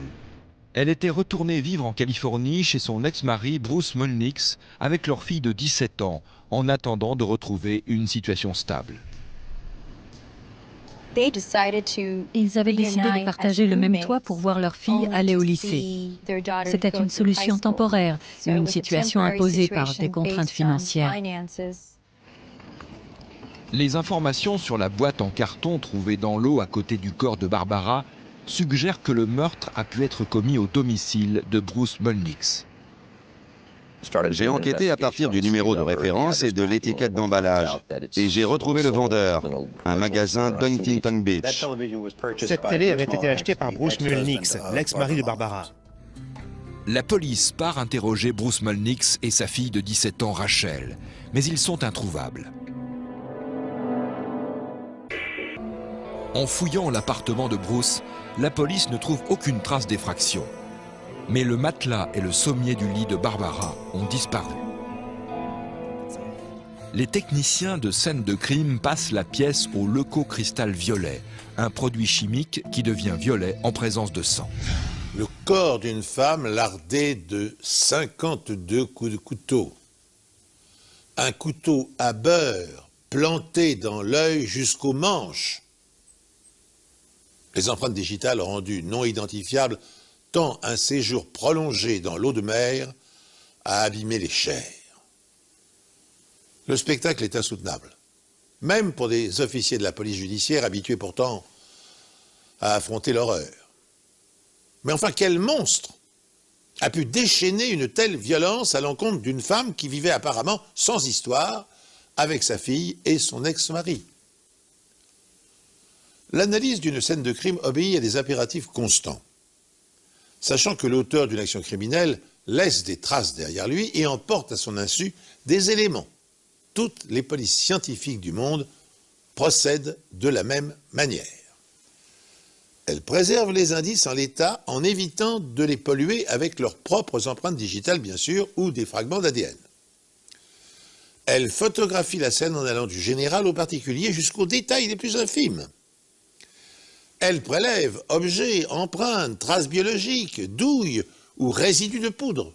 Et enfin, elle protège les indices en les conditionnant dans des boîtes stériles afin d'éviter les contaminations. Dans notre affaire, le corps ayant été déplacé, les enquêteurs commencent par chercher la scène de crime. Barbara Mulnix a-t-elle été assassinée à l'intérieur de son appartement? Pour le savoir, les experts aspergent le sol de la chambre à coucher d'un produit qui réagit à l'hémoglobine contenue dans le sang. Et le résultat ne se fait pas attendre.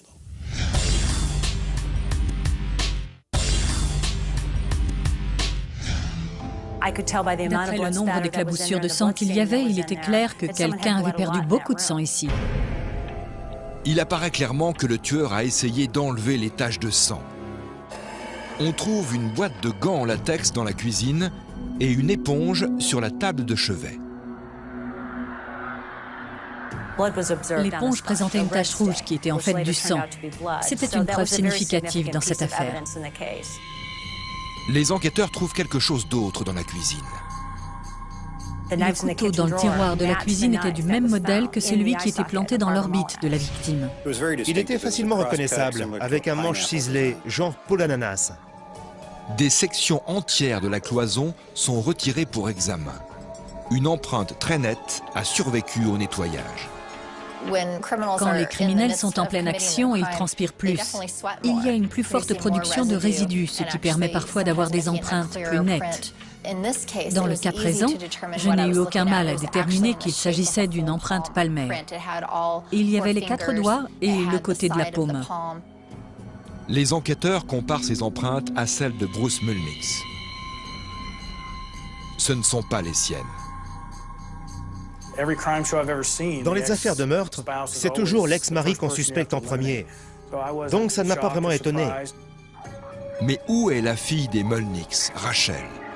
Bruce n'en a aucune idée et les enquêteurs non plus. Avant le retour de Bruce Mulnix, ma première préoccupation était que Rachel avait pu être blessée ou tuée. On ne savait pas où elle était ni comment elle allait. On a essayé de l'appeler sur son portable, mais on tombait directement sur sa messagerie. La dernière fois qu'on l'a vue, c'était la veille du meurtre. Elle était avec son petit ami. Ils sont allés au cinéma voir La jeune fille de l'eau.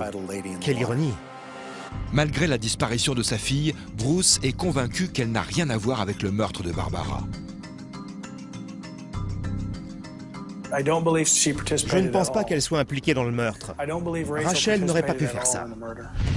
Les enquêteurs, eux, n'en sont pas si sûrs. Les enquêteurs interrogent les voisins de Bruce Mulnix pour savoir si quelqu'un a vu ou entendu quelque chose aux alentours de l'heure du meurtre. Un des voisins qui habitait l'appartement juste à côté a dit avoir été réveillé vers 2 heures du matin par des cris et des bruits sourds, qui auraient duré 30 à 45 minutes. Il a ajouté que ça ne l'aurait pas surpris que quelqu'un se soit fait tuer. À ce moment-là, il ignorait qu'un meurtre avait effectivement été commis. Étant donné que Bruce Mulnix était en déplacement, la seule autre personne qui pouvait se trouver dans l'appartement était sa fille de 17 ans, Rachel, mais elle est introuvable. Elle était tellement jeune, 17 ans. Je crois que les autorités s'inquiétaient plutôt pour elle. Du moins au début. Ils craignaient qu'il ne lui soit arrivé quelque chose à elle aussi. Le père de Rachel indique aux enquêteurs qu'elle a un petit ami d'environ 21 ans, Ian Allen, et que ça ne plaisait pas du tout à Barbara. Lorsque Rachel a rencontré Ian Allen, non seulement elle est tombée amoureuse de lui, mais elle s'est mise à parler mariage. Et je pense que Barbara a dû se sentir délaissée. Quand Barbara a compris que Ian avait des rapports sexuels avec sa fille de 17 ans, elle l'a menacé de le dénoncer pour détournement de mineurs. Une fois les esprits apaisés, Rachel demandera par la suite à ses parents de signer une sorte de contrat pour être sûr que Barbara ne mettrait pas sa menace à exécution, ce qu'ils ont tous les deux accepté. Mon avis, c'était qu'il valait mieux leur donner notre aval et les avoir près de nous, plutôt que d'essayer de les empêcher d'être ensemble et les obliger à se voir en cachette. C'est ce qui m'a fait comprendre qui faisait la loi dans cette maison. Mais une semaine avant le meurtre de Barbara, un conflit éclate. Comme le couvre-feu était passé et que Rachel n'était toujours pas rentrée, Barbara a pris sa voiture et s'est rendue chez Ian. Là, elle s'est mise à hurler en tambourinant à la porte et elle a réveillé tout le quartier. Elle lui a fait honte. C'était bien fait. Et une fois rentrée à la maison, elle l'a privé de sortie en lui disant qu'elle ne verrait plus ce garçon. Ian n'avait jamais vu ça. C'était « Tu vas voir, tu me fais pas peur, je vais te pourrir la vie, te poursuivre, je vais aller voir tes parents, je vais aller à l'école de ton petit frère, je vais aller à ton boulot. » Barbara était comme ça. Mais Rachel refuse de mettre un terme à cette relation. On ne refuse rien à Rachel Mulnix. L'inconcevable est-il possible? Rachel Mulnix s'en est-elle prise à sa mère, qui s'opposait violemment à sa liaison avec Ian Allen, son petit ami âgé de 19 ans. La violence qui transparaît dans la scène de crime rend cette hypothèse invraisemblable. On ne peut imaginer qu'une fille s'acharne sur sa mère de cette manière, fût-elle frustrée et prise de liberté. Pourtant, en fouillant dans le passé de la jeune fille, les policiers découvrent un élément qui les oblige à reconsidérer toute l'affaire. 2 ans exactement avant le meurtre de Barbara Mulnix, Rachel avait agressé sa mère avec un couteau. Elle avait eu les bras lacérés. Mais à l'époque, Barbara refuse de porter plainte contre sa fille. Barbara avait des paroles extrêmement cruelles pour Rachel. Il lui arrivait d'être odieuse avec elle. Et 99% du temps, c'était quand elle était saoule. Maintenant que Barbara a été tuée, Rachel et son petit ami ont disparu. Les enquêteurs rendent alors visite aux parents de Yann. Ceux-ci déclarent ne pas avoir vu leur fils depuis 2 jours. Ils précisent que leur pistolet calibre 38 a disparu. Vu que Yann habitait chez eux, ses parents acceptent que leur maison soit fouillée et leurs ordinateurs examinés. Après examen du contenu des disques durs, nous avons découvert que le jour du meurtre, quelqu'un avait utilisé l'ordinateur du domicile pour obtenir l'itinéraire jusqu'à Tampa, en Floride.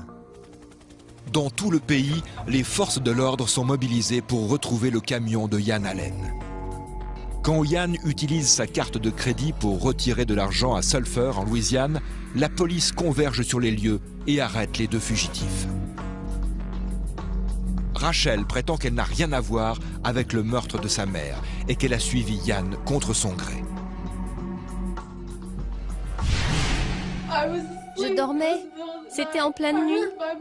J'ai entendu ma mère crier mon nom. J'ai couru dans sa chambre et j'ai vu Yann debout sur elle, en train de la poignarder. J'ai essayé de l'en empêcher, mais il m'a poussée et je me suis évanouie. Rachel est mauvaise comédienne, elle a fait semblant de pleurer pendant tout l'interrogatoire, et je n'ai pas vu la moindre larme. Regardez un narcissique dans le dictionnaire. Eh bien, c'est Rachel. Les preuves scientifiques viendront-elles confirmer ou démentir cette version?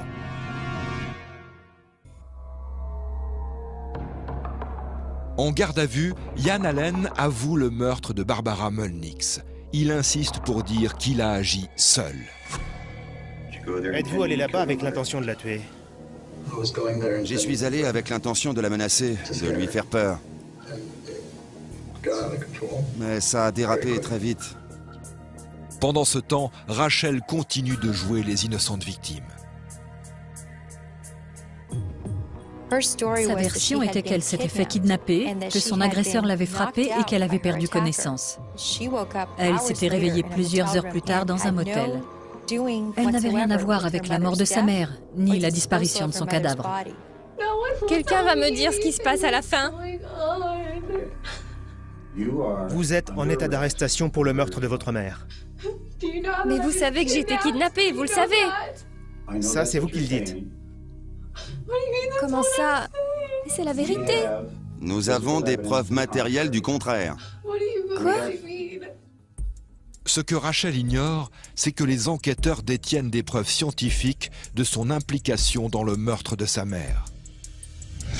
En effet, l'ADN de Rachel a été retrouvé sur l'éponge de couleur jaune qui se trouvait dans la chambre de sa mère. Cette éponge qui a servi à nettoyer le sang après le meurtre. Du coup, le scénario selon lequel la jeune fille aurait été enlevée contre son gré par son fiancé et n'aurait pas pris part au meurtre n'est plus crédible. Pourtant, en dépit de cette preuve accablante, Rachel persiste à nier toute implication dans le carnage. Rachel a déclaré ne pas avoir du tout participé au meurtre. Or, on a retrouvé son ADN sur l'éponge qui a été utilisée pour nettoyer la scène de crime. C'est imparable. Le carton de télévision qui flottait à côté du corps de Barbara était fermé avec du ruban adhésif, le même que celui retrouvé dans le camion de Yann Allen.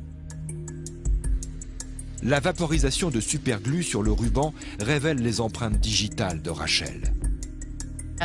J'ai pu identifier 3 empreintes digitales appartenant à Rachel Mulnix. Il y avait son majeur et son annulaire gauche. Le fait de retrouver les empreintes de Rachel sur ce ruban adhésif, ça a dû être comme de décrocher le jackpot pour la police. Sur la crosse du pistolet calibre 38 de Yann, les enquêteurs retrouvent son ADN et celui de Rachel. Pourquoi ne l'a-t-elle pas utilisé contre son kidnappeur? Je ne sais pas. Pour moi, c'est un peu tiré par les cheveux. L'empreinte de la main quasi complète retrouvée sur le mur de la chambre de Barbara Mulnix est celle de Yann. L'épreuve scientifique confirme la thèse soutenue dès le début par le médecin légiste. 2 personnes au moins étaient impliquées dans le meurtre. Quand on voit le nombre de blessures et les preuves, c'est plus cohérent avec plusieurs individus qu'avec un seul. Des SMS apportent la preuve finale de la participation de Rachel. Rachel a indiqué à la police qu'elle était allée se coucher vers 22 h la nuit du meurtre et qu'elle a été réveillée par les cris de sa mère. D'après son relevé téléphonique, elle a envoyé des SMS à Yann jusqu'à 1h45 du matin. Et nous savons que l'agression a débuté à environ 2 h du matin. Un des messages disait « Elle vient de prendre un somnifère ». Un autre « Elle s'est réveillée ». On voit qu'il suivait de près les faits et gestes de Barbara. Le procureur pense que Bruce étant absent pour son travail, Rachel a attendu que Barbara s'endorme pour faire entrer Yann dans l'appartement.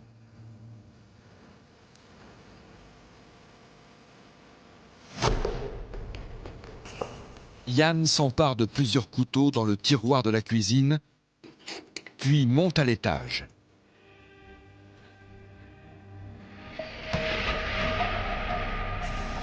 Les pièces à conviction indiquent qu'ils sont tous les deux entrés dans la chambre de Barbara et qu'ils l'ont poignardée à plus de 50 reprises. Le sang a giclé sur les murs et sur le plafond et imbibé le matelas. À un moment, l'un des deux a planté le couteau à beurre dans l'œil de la victime alors qu'elle était encore vivante. Un geste qui en dit long sur la haine que nourrissait pour elle l'auteur de ce geste. Rachel se sert d'une éponge pour nettoyer le sang, y laissant son ADN. Yann laisse les empreintes de son doigt et de sa paume sur le mur.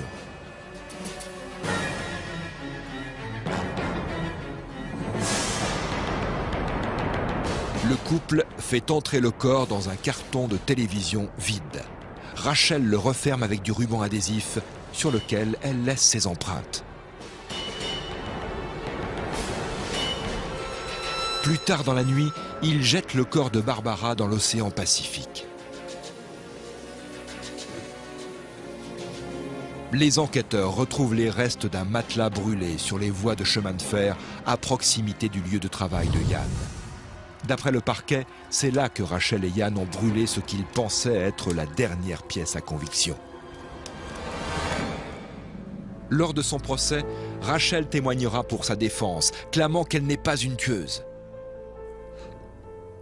Je n'ai pas fait ça à ma mère. J'ai pris de mauvaises décisions et je l'admets.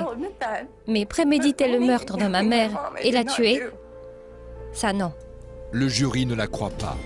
Rachel Mulnix est déclarée coupable du meurtre de sa mère. Nous, les jurés, déclarons l'accusée Rachel Scarlett Mulnix coupable de meurtre. Elle est condamnée à perpétuité, assortie d'une peine de 25 ans de sûreté. Le plus étonnant peut-être dans cette affaire, c'est que Rachel était tout près de fêter ses 18 ans. Si elle avait patienté encore un peu, sa mère n'aurait rien pu faire pour l'empêcher de voir Yann.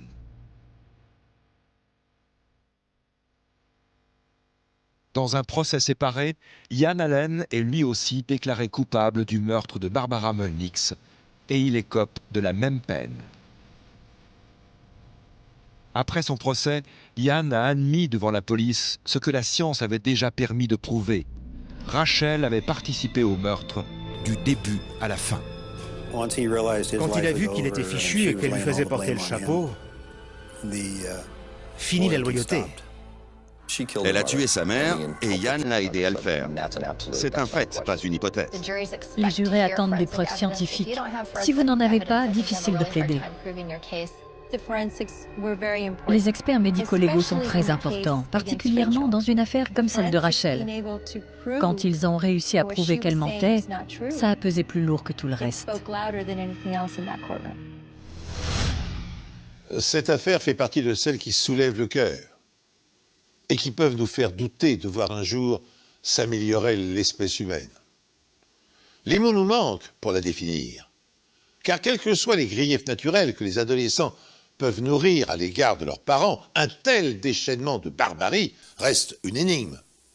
D'autant qu'en patientant quelques mois de plus, Rachel Mullenix aurait atteint la majorité et n'aurait plus eu de compte à rendre à sa mère pour faire ses choix. Ainsi, à l'horreur qu'inspire cette histoire, s'ajoute l'imbécilité. C'est sur cette pénible constatation que s'achève cette émission. Merci de l'avoir suivi et de nous rester fidèles. Je vous retrouve prochainement sur cette antenne pour un nouvel épisode des Enquêtes Impossibles.